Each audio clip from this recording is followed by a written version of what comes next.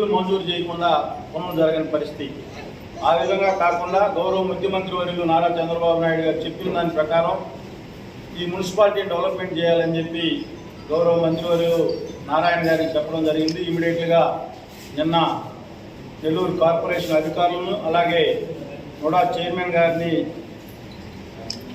మన ఎవరైతే town planning అధికారులని అందరినీ కూడా పిలిపించి మమ్మల్ని కూడా దాంట్లో ఇన్వాల్వ్ చేసి ఏవైతే ఇంపార్టెంట్ వర్క్స్ ఉన్నాయో ఐడెంటిఫై చేస్తే దాంట్లో 14 కిలోమీటర్లు డ్రైన్లు రావడం జరిగింది. అలాగే 25 కిలోమీటర్లు రోడ్లు కూడా ఎందుకంటున్నామంటే రోడ్లు వస్తే టౌన్లో ఎప్పుడో అప్పుడు తెలుగుదేశం పార్టీ ఆనాటి ముఖ్యమంత్రి నారా చంద్రబాబు నాయుడు టైంలోనే ఈ జన్మభూమి వర్కులు కానీ ఆ తర్వాత మళ్ళీ 2014-19 టైంలో తెలుగుదేశం పార్టీ ప్రభుత్వంలోనే మ్యాక్సిమం రోడ్లు వేసాం. ఇంకా మిగిలిపోయి ఉన్నాయి 20 కిలోమీటర్ల రోడ్లు మిగిలిపోయి ఉంటే ఈరోజు గౌరవ మంత్రివర్యులు ఇమీడియట్గా 26 కోట్ల రూపాయలకి ఇమీడియట్గా అప్పులు తీసుకొని మా దగ్గర అప్పులు చేయించుకోమని చెప్పి చెప్పడం నిన్న మేము చాలా సంతోషంగా గౌరవ ముఖ్యమంత్రి గారికి ఈ నియోజకవర్గం పట్ల ఈ పట్టణం పట్ల ఎంత చిత్తశుద్ధి ఉందో మనందరం కూడా గుర్తించాలని చెప్పి అవి కూడా టైం బౌండ్ పెట్టి ఇమీడియట్గా త్వరితగతిన వారం రోజుల్లోనే ఈ ప్లాన్స్ అన్నీ కూడా మాకు సబ్మిట్ చేసేసి ఇమీడియట్గా అప్రూవ్ తీసుకొని వెళ్ళమని చెప్పి చెప్పడం జరిగింది. నేను ఎందుకు చెబుతామంటే ఈ ప్రభుత్వానికి ఈ ఉమ్మడి ప్రభుత్వానికి పట్టణాలని సుందరీకరణ చేయాలని చెప్పి ఎంత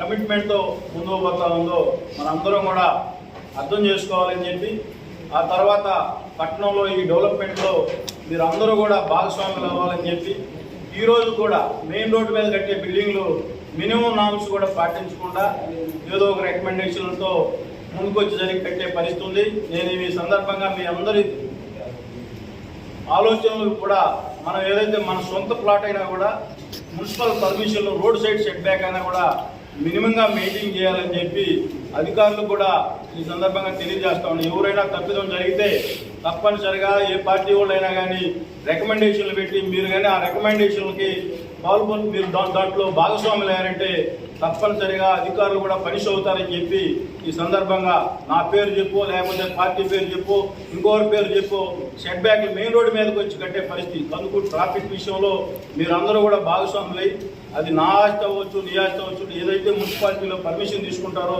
మీటర్ కానీ 2 మీటర్లు కానీ 5 అడుగులు కానీ 6 అడుగులు కానీ మినిమం సెట్ బ్యాక్ మెయింటైన్ చేయాల్సిందే. అది ఏ పార్టీకి సంబంధించిన వాళ్ళైనా కానీ దీంట్లో చాలా క్లియర్గా కమిషనర్ గారికి రాత్రి చెప్పడం జరిగింది. ఈ రోజు కూడా రోడ్డు మీద మనం వెళ్తా ఉంటే రోడ్డు మీదకి తీసుకొచ్చి ఇప్పుడున్న పట్టణ ప్రజలు దృష్ట్యా వాళ్ళ ఈ ట్రాఫిక్ సమస్య మనం అందరం కూడా అర్థం చేసుకోవాలి. మీరు కూడా విలేకరులు కూడా సోదరులు కూడా మీరు కూడా పబ్లిక్లో అవేర్నెస్ తీసుకుని వచ్చే దాంట్లో మీరు కూడా భాగస్వాములు అవ్వాలని చెప్పి పార్టీ ఎప్పుడో జరిగిపోయింది గత ప్రభుత్వంలో అది రోడ్డు మీదకి వచ్చి కట్టే పరిస్థితి. ఆ విధంగా ఇప్పుడు కూడా మనం కూడా చదువుకొని పట్టణాన్ని అభివృద్ధి చెందుకోవాలి. ఇంత అమౌంట్లు పెట్టి పట్టణాన్ని డెవలప్ చేస్తా కూడా మనం కనీసం సెట్ బ్యాక్ రోడ్డు మీదకి వచ్చి కడుగు కూడా వదిలిపెట్టకుండా మన బళ్ళు కూడా రోడ్డు మీద పెట్టే పరిస్థితి ఉంటుంది. అధికారులు కూడా తప్పనిసరిగా ఎవరైతే మీరు పార్టీలకు అతీతంగా సెట్ బ్యాక్లు మెయింటైన్ చేయలేకపోతే ఇమీడియట్గా వర్క్లు ఆపమని చెప్పి నేను గౌరవ కమిషనర్ గారికి అలాగే ఎవరైతే టౌన్ ప్లానింగ్ అధికారులు కూడా చెప్తా ఉన్నా తప్పనిసరిగా మీరు కానీ ఇప్పటి నుంచి వచ్చే పర్మిషన్లు ఏదైనా కానీ మళ్ళా సెట్ బ్యాక్లు ఇవ్వకుండా ఎన్ఓసీలు ఏదైతే ఆ బిల్డింగ్లకి ఎన్ఓసీలు ఇచ్చిన ఏరియా కంటే ఎక్కువ కడితే ఆ ఎన్ఓసీలు కూడా ఇవ్వద్దని చెప్పి గౌరవ కమిషనర్ గారికి సందర్భంగా తెలియజేస్తా ఉన్నా. ఎందుకంటే ఈ పట్టణ అభివృద్ధిలో మనందరం భాగస్వాములు అవ్వాలి. ఒక కమిట్మెంట్ ఈ పట్టణాన్ని డెవలప్ చేయాలని ఒక ఆలోచనతో మనం ఇంత అమౌంట్లు గవర్నమెంట్ నుంచి రిక్వెస్ట్ చేసుకొని తెచ్చి ఖర్చు పెడతా ఉన్నాం. అది పట్టణ ప్రజలకు అవసరాల కోసం ఉపయోగపడాలని చెప్పి అలాగే అమృత్ 2లో కూడా 49 కోట్ల రూపాయలు ఈ పట్టణానికి మౌలిక వసతులు ఏవైతే టౌన్లో కుంటల సుందరీకరణ అలాగే పార్కుల సుందరీకరణ చివరి ఇంటికి కూడా ట్యాప్లు వాటర్ నీళ్ళు ఇవ్వాలని చెప్పి మళ్ళా 2వ వాటర్ ట్రీట్మెంట్ ప్లాంట్ కూడా మన మున్సిపాలిటీకి అప్రూవ్ కూడా చేయడం జరిగింది. రాబోయే రోజుల్లో ఈ కందుకూరు పట్టణాన్ని సుందరీకరణలో మీరందరూ కూడా భాగస్వాములు అవ్వాలని చెప్పి ఈ సందర్భంగా తెలియజేసుకుంటూ మున్సిపల్ అధికారులు కూడా మీ ద్వారా కూడా తెలియజేస్తా ఉన్నా. ఎవరైనా కూడా ఇన్ఫ్లుయెన్స్ చేసినా కూడా ఎవరి ఇన్ఫ్లుయెన్స్ కూడా మీరు తలగొద్దని చెప్పి ఈ సందర్భంగా తెలియజేసుకుంటూ అలాగే పట్టణంలో ఈ మురికి శుభ్రత పర్పస్ మొన్న ఎంఆర్ఎఫ్ ప్లాంట్ గౌరవ ముఖ్యమంత్రి గారు ప్రారంభోత్సవ కార్యక్రమం చేయడం జరిగింది. అది లేటెస్ట్ టెక్నాలజీతో తీసుకుని వచ్చి మళ్ళీ కొత్త మిషన్ ఏర్పాటు చేయాలని గవర్నమెంట్ కూడా ఇది టెక్నాలజీ ఓల్డ్ టెక్నాలజీ అని చెప్పి ఇమీడియట్లీగా దాన్ని రేపు 1వ తారీఖునే కంపాక్ట్ మనకి 30 టన్నులు వెయిట్ మోసే కంపాక్ట్ ఏ రోజు కందుకూరులో వచ్చే ప్రజెంట్ అయితే 23 టన్నులు 22 టన్నులే వస్తుంది.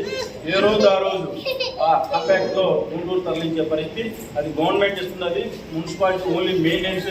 కానీ టౌన్ కూడా చాలా పరిశుభ్రం అవబోతా ఉంది. రేపు గౌరవ ముఖ్యమంత్రి గారు అక్టోబర్ 2కి దేశంలోనే ఈ ఆంధ్రప్రదేశ్ చెత్తలేని ఆంధ్రప్రదేశ్గా ఒక పరిశుభ్రమైన ఆంధ్రప్రదేశ్గా తీర్చిదిద్దాలని చెప్పి దాంట్లో రేపు మే 1వ తారీఖున ఫస్ట్ ఇచ్చే లిస్టులోనే మనకు కూడా కంపాక్ట్ ఇవ్వడం జరుగుతుంది. దానికి గౌరవ మంత్రివర్యులు మన నారాయణ గారికి అలాగే గౌరవ ముఖ్యమంత్రి వర్యులు ఈ పట్టణానికి ఇంత నిధులు ఇచ్చినందుకు కందుకూరు నియోజకవర్గం కందుకూరు పట్టణ ప్రజల తరఫు నుంచి హృదయపూర్వక ధన్యవాదాలు తెలియజేసుకుంటూ సెలవు తీసుకుంటాము.